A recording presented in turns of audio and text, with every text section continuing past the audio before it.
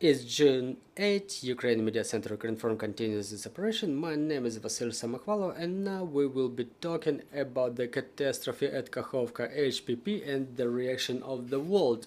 Joining us online is Oleksandra Vasylenko, Director General for Economic Diplomacy and Sanctions Policy at the Ministry of Foreign Affairs, Special Commissioner for Humanitarian and Sanctions Policy. Ms. Oleksandra, good afternoon. Good afternoon. Ms. Oleksandra, can you please tell us how has the world reacted to this catastrophe? What is the agenda for the Ministry of Foreign Affairs? What, how, and when will your ministry do in response to this situation? First of all, I would like to pay attention to the humanitarian reaction. As of the midday 6th of June, we submitted the first request to the European Civil Protection Mechanism, which unites all the EU countries and the partners which are not parts of the European Union, like Norway and Switzerland. And as of today, we've received the support from 6 countries of EU who reacted to our request. The State Emergency Service of Ukraine submitted that request, followed by the request by the Ministry of Health of Ukraine, and now Poland, Austria, Czech Republic, Germany, Switzerland, Norway, and Finland have provided humanitarian aid. It was offered by them, and the State Emergency Service now processes the issue of delivery of humanitarian aid. The food ratio, about 200,000 from Finland, then inflatable boats, generators, water pumps, and mud pumps to deter the water flow. They also provide the powerful generators and the water purification systems, which is extremely important in this situation with Kakhovskaya HPP, because apart from flooding, and the situation keeps evolving, we're seeing the evolution, the unfolding of a dynamic humanitarian crisis which has not reached its peak. According to our estimates, the water has not reached its maximum level, so the crisis is ahead. But what we're seeing is the pestilence of fish.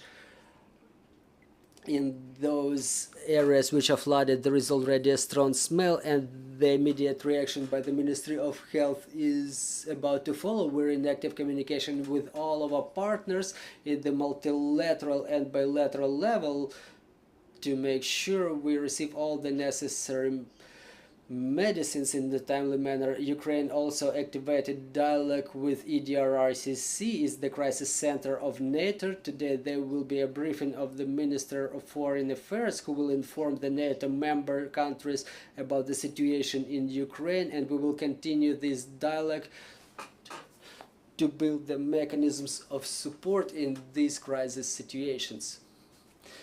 So you've told us about the humanitarian track, but the future diplomatic track, diplomatic and sanctions track. So how is the situation to unfold in this area? What can be the diplomatic sanctioned reaction of the countries to this tragedy? Thank you very much for this question.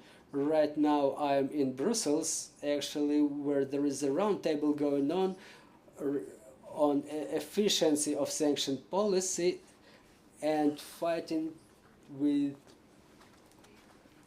countering sanctions or making the way around. And now all the representatives of 27 countries, including the representatives of academic circles, civil organizations, are present here to discuss how to ensure the efficiency of sanctions, because for the time being it's a very pressing issue. It's a critical issue for all of us, the efficiency of sanctions and the reaction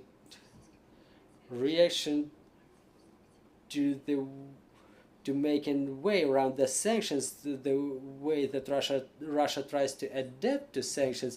A lot of attention was paid to the logistic way around sanctions. Russia develops their connections with Iran and we want to make sure this corridor does not develop. We're talking with the insurance companies, the companies that provide financial sectors, for transportation companies to disable this supply. We're trying to build the dialogue with our colleagues from United States and European Union and Great Britain to make sure that the countries which do not join the sanctioned coalition, to explain the matters of compliance to them. A lot of attention is being paid to KYC procedures and other sanction related issues. We will pay a lot of attention to financial compliance price cap and impossibility of making way around price cap. So this is the first question we will be discussing today: how to make sure that the sanction regime is most efficient. What else can be done to make sure that the critical sectors of economy of Russian Federation are unable to develop and thus do not provide for incessant manufacturing of arms in the territory of Russian Federation. We're talking about the defense and industry complex. We draw attention of everybody to the non-sanctioned facilities, about all the manufacturing chains, what is necessary for manufacturing of cruise missiles. It's about the microchips, electronics, semiconductors. We pay a lot of attention to the delivery of raw materials to Russian Federation, to make sure that it's not being delivered and to make sure it's not used in the defense and security complex. Thank you. Questions from the floor.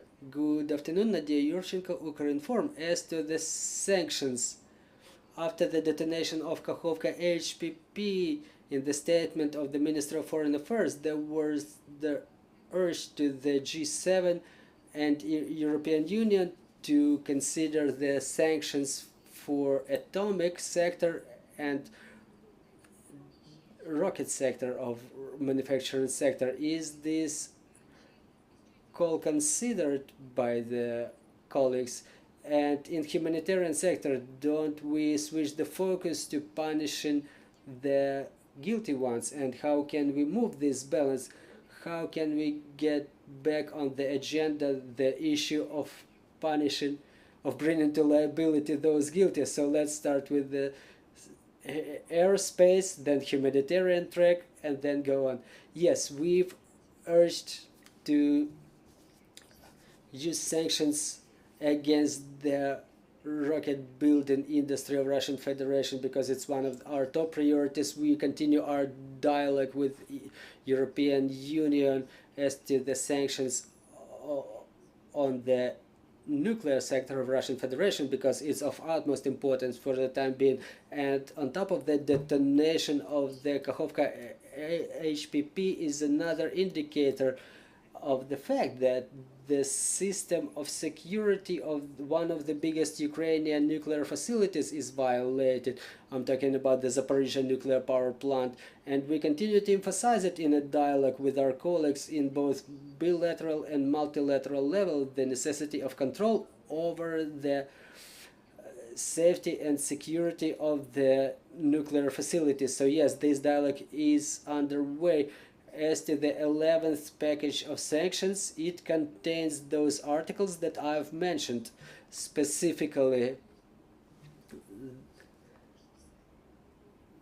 the reaction to the attempts to make way around sanctions by transportation of Russian oil at the price over price caps. So the sanctions will spread over the ships which reload the oil ship to ship or which switch off the transponders, and special attention is being paid to expansion of the list of the precursors and double purpose products which are used for printed circuits, which are necessary for manufacturing of cruise missiles and which are necessary for the nuclear sector. Well, and another question, yeah, how can we switch the focus from humanitarian aid to bringing those guilty to liability? Well, look, Ukraine, starting from the 24th of February of 2022, we are in a dynamically developing humanitarian crisis, all of Ukraine. So in no case we have to switch the focus. Those are two parallel tracks. The urge to provide the humanitarian aid, to evacuate people, and to mitigate the consequences of the humanitarian catastrophe which is unfolding in the south of Ukraine, it's one track, and the identification of the guilty, identification of the guilt of Russian Federation, recognition of Russian Federation guilty of ecocide and genocide of Ukrainian nation, and creating of the environmental catastrophe not only for us but for the whole world, because we are deeply integrated. And the flood will be followed by the drought, which is something that will undermine the food security not only of Ukraine but of the whole world. So it will have effect on the supply and manufacturing of the food, and the price for food will grow respectively. Those are two very important focuses that don't overlap in each other in no way. Thank you very much. Another question. Yesterday, the president of Turkey, Erdogan, pronounced the idea to create an international commission which would include the specialists from United Nations, Turkey, Ukraine, and Russia to investigate the detonation of the dam of Kakhovskaya HPP. How was this idea perceived by the MFA, and why it's not obvious for the world that it's an act of terrorism? Well, the matter of evaluation of consequences is very important for us. We need to calculate the losses and forecast the consequences which are about to follow. For the time being, to fulfill all of those activities in a prompt manner before the water level falls, it's the question mostly to the specialists who deal with the environmental risks as to ambiguous and unambiguous nature of perception of this fact. It's maybe incompetence of the minister, because he is in touch with the leaders of other countries of the world, with the governments of our allies, and Ministry of Foreign Affairs works on provision and documenting of evidences who really did it. So it's the matter of continuous dialogue with our colleagues. I'm convinced that the recognition of consequences and recognition of those guilty is a matter of time, and it's a matter of short time. If we have no more questions, then we will thank Oleksandra Vasylenko, Director General for Economic Diplomacy and Sanctions Policy at the Ministry of Foreign Affairs of Ukraine, for this comprehensive information and joining our broadcast. We will continue at 1400. Joining us will be Dmytro Zarupa, First Deputy Head of State Environmental Inspection of Ukraine, and we will talk about the terroristic act at Kakhovskaya HPP. See you shortly.